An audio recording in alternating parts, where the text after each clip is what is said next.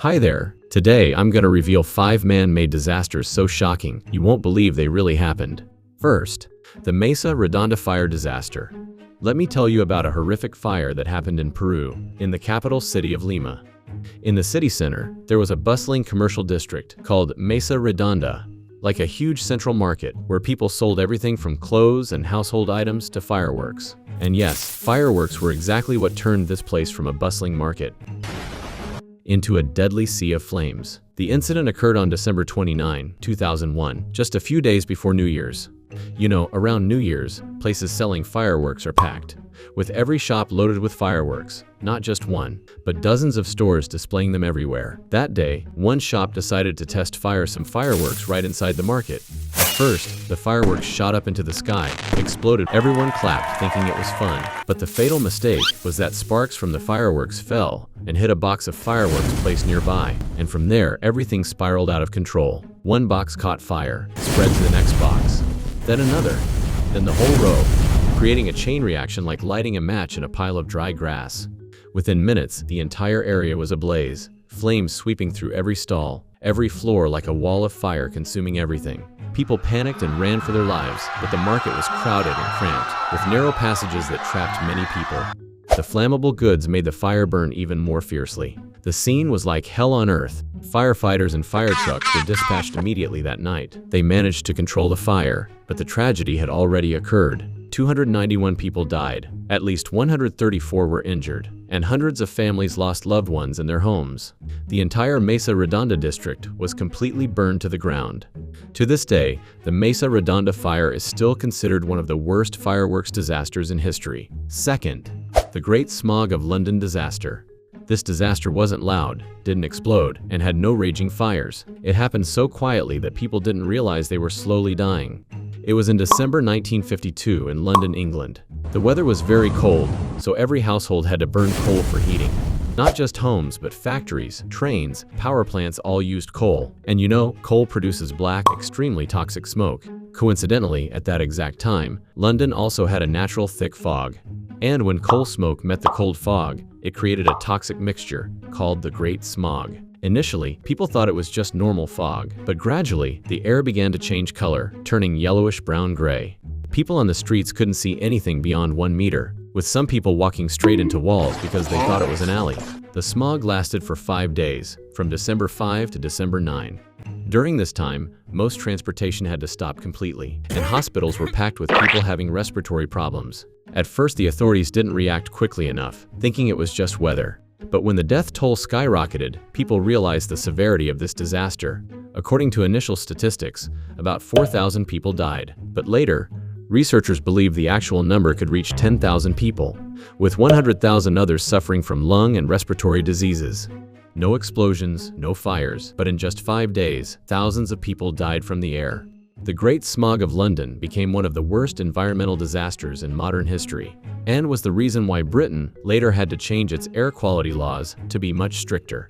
Just one time not paying attention to pollution, the price was thousands of lives. Third, the Chernobyl disaster. This story took place in 1986 at a nuclear power plant called Chernobyl, located in the city of Pripyat, Ukraine, which was then part of the Soviet Union. Inside the plant were several nuclear reactors, like massive superhot pools. When they operated, they were always extremely hot, so they had to be continuously cooled with cold water.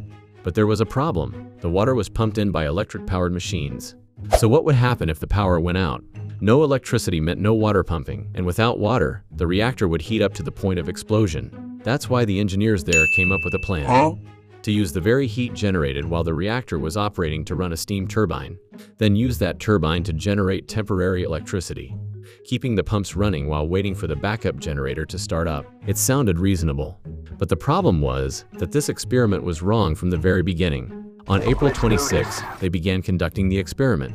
First, they reduced the reactor's power, then raised it again, then adjusted a few things, and then a massive explosion rang out, blowing part of the plant apart. Before they could recover, a second explosion, even louder than the first, occurred. This time, the reactor lid was blown off, launching thousands of tons of metal into the sky. Some experts later believed it was a hydrogen explosion, caused by temperature and pressure rising too rapidly. At that moment, 2 engineers died instantly, while over 130 others suffered extremely severe radiation poisoning, the kind that comes from exposure to extremely powerful radiation in a short time. Among them, at least 28 people didn't survive, not counting another worker who died later, bringing the official count to 31 people. But the real number was certainly not just that, because after the explosion, a large amount of radioactive dust spread everywhere, not just around the plant, but flying across many areas of Europe. People living nearby got cancer, lung diseases, and thousands died in the years that followed. The city of Pripyat, once home to tens of thousands of people, is now completely abandoned, having become ghost town. To this day, this remains the most costly and deadly nuclear disaster, not caused by war, not by nature, but created by humans themselves. Fourth, the nuclear disasters of Hiroshima and Nagasaki. You may have heard about the first atomic bomb in human history, but perhaps you haven't imagined how horrific that moment was, when an entire city was completely wiped out in just a few seconds. It was August 6, 1945. At the end of World War, the Second America was fighting Japan, and after too many casualties, America decided to use the final option: nuclear bombs. That weapon came from a top-secret project called the Manhattan Project, which had been researching atomic bombs since 1942. And Hiroshima, a large city with many military bases and industrial areas, was chosen as the first target. That morning, an American plane flew over Hiroshima's sky, carrying a bomb called Little Boy. When it was still 580 meters above ground, the bomb detonated. No one had time to understand what was happening. They only saw a blinding white light like the sun exploding, followed immediately by a giant mushroom-shaped column of fire rising into the sky, incinerating everything below. Within a radius of more than 1.6 kilometers, all houses, people, trees, streets vanished. 80,000 people died instantly. Those who survived suffered severe burns, radiation poisoning, and many died within days or weeks afterward. The final recorded death toll was about 140,000 people, all because of one bomb. And the terrifying thing was, 3 days later, when Japan still hadn't surrendered, America dropped a second bomb on Nagasaki. This bomb was called Fat Man, much more powerful than the previous one. It exploded when still about 500 meters above ground, creating an explosion even larger than Hiroshima, although the hilly terrain of Nagasaki somewhat reduced the damage. Even so, tens of thousands of people still perished, with death toll estimates ranging from 22,000 to 75,000 people, with the final total around 80,000 people. Hundreds of thousands died. Countless survivors lived in agony from radiation and lived forever with those memories. After the second bombing, Japan finally declared unconditional surrender, ending World War II. But those two explosions also marked the beginning of a new era. An era where humans held in their hands the ability to destroy an entire city with just the push of a button. Fifth, the next disaster is a plane crash that, after hearing about it, you'll find both unbelievable and haunting, because the probability of it happening was almost zero. It occurred on March 27, 1977. At that time, a bombing had taken place at Gran Canaria Airport in Spain. So all planes flying there were diverted to a smaller airport called Los Rodeos, located on the island of Tenerife. And here, fate began to unfold. Among the planes diverted that day, two stood out. One was Pan Am, an American airline, carrying 396 people. The other was KLM, a Dutch airline, carrying 248 people. The problem was that Los Rodeos Airport was small, with a short runway, and the weather that day was extremely foggy, with visibility of barely a few meters. The radar system wasn't as accurate as today's, so both pilots and air traffic control were unclear about the actual positions of the aircraft. The KLM plane was instructed to taxi to the end of the runway, turn around, and wait for takeoff clearance. Meanwhile, Pan Am was also taxiing along the same runway, but hadn't yet cleared the area.